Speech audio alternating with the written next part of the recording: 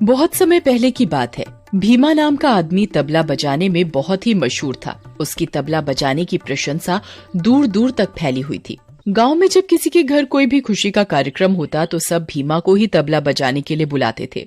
एक दिन की बात है, भीमा जामपुर के गांव में तबला बजाने के लिए गया। वहां के लोगों को उसका तबला बजाना बहुत पसंद आया। अरे भीमा, तुम तो बहुत अच्छा तबला बजाते हो, मन खुश कर दिया। थोड़ा और बजाओ। जी शुक्रिया, अभी बजाता हूँ। वाह भीमा, वाह भाई वाह। सब लोग खुशी से भीमा को पैसे देते हैं। भीमा खुश होते हुए सभी गांव वालों से पैसे ले लेता है और बहुत खुश होता है। आज तो तबला बजाकर बहुत ही अच्छी कमाई हो गई। घर जाकर ये सारे पैसे राधा को दूंगा, वो बहुत ही खुश होगी। घर पहुंचकर राधा, ये लो आज की कमाई। इतने सारे पैसे, अब तो हम जल्दी ही अमीर बन जाएंगे। हाँ हाँ जरूर। सबसे पहले तुम मेरे लिए सोने के कंगन बनवाना। मेरा सोने के कंगन पहनने का बहुत मन है। अच्छा बाबा, जो तुम्हारा मन हो वो बनवा लेना। और अगली सुबह भीमा फिर पास के गांव में तबला बजाने के लिए जाता है। वो गांव जाकर तबला बजाता है। सभी लोग उसके तबले की तारीफ करते हैं और उसे अच्छे खासे पैसे देते हैं। तभी गांव का मुखिया भीमा को बुलाता है। भीमा, कल मेरे घर मेरी इकलौती बेटी नीता की शादी है और तुम्हें उसकी शादी में तबला बजाना है। जी मालिक, जरूर बजाऊंगा। देखो भीमा, कल मेरी बेटी नीता की शादी है और तबला बजाने में कोई भी गलती नहीं होनी चाहिए। मेरी बेटी की शादी में दूर दूर से सभी रिश्तेदार आएंगे, समझे? मालिक, कोई भी गलती नहीं होगी। और भीमा अपने घर की ओर चल पड़ता है। रास्ते में उसे पेशाब लगता है तो वो एक पेड़ के नीचे खड़े होकर पेशाब करने लगता है। जिस पेड़ के नीचे भीमा पेशाब कर रहा होता है, उस पेड़ पर एक चुड़ैल बैठी थी।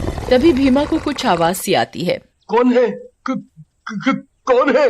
भीमा डर जाता है और मन ही मन कहता है, अरे राम, ये किसकी आवाज है? और वो जल्दी जल्दी अपना तबला उठाने लगता है। तभी उसके सामने एक चुड़ैल आ जाती है। भीमा बहुत बुरी तरह डर जाता है और वो अपना तबला उठाकर बहुत तेज भागता है। चुड़ैल भी भीमा के तबले में समा जाती है और भीमा को पता ही नहीं चलता। वो जल्दी जल्दी घर आ जाता है। राधा, कहाँ हो तुम? अरे क्या हुआ? तुम इतने घबराए हुए क्यों हो? क्या हुआ? भीमा राधा को सारी बात बताता है। अब क्या होगा रे? चुड़ैल अगर हमारे घर तक आ गई तो? तुम डरो मत, ऐसा कुछ नहीं होगा। और अगले दिन, राधा, जल्दी खाना दो, मुझे मुखिया की बेटी की शादी में जाना है, कहीं देर ना हो जाए। मुखिया को नाराज करना ठीक नहीं होगा। मुखिया अपनी बेटी की शादी में ढेर सारा इनाम भी देंगे ना? हाँ, देंगे। ये कहकर भीमा मुखिया के घर पहुंच जाता है। मुखिया के घर बहुत से रिश्तेदार आए हुए थे। बहुत ही सुंदर सजावट हो रही थी। सब लोग मुखिया के घर शादी में आए हुए थे। घर में हंसी खुशी का माहौल था। भीमा, तुम तबला बजाना शुरू करो। जी मुखिया जी। तभी अचानक मुखिया के घर से चीखने की आवाज आती है। सभी लोग घर के अंदर भागते हैं तो सबकी आंखें फटी की फटी रह जाती हैं। मुखिया की बेटी अपने दोनों कानों पर हाथ रखे हुए थी और जोर जोर से रो रही थी। भीमा के तबले की आवाज मुखिया की बेटी के कानों में बहुत जोरों की लग रही थी।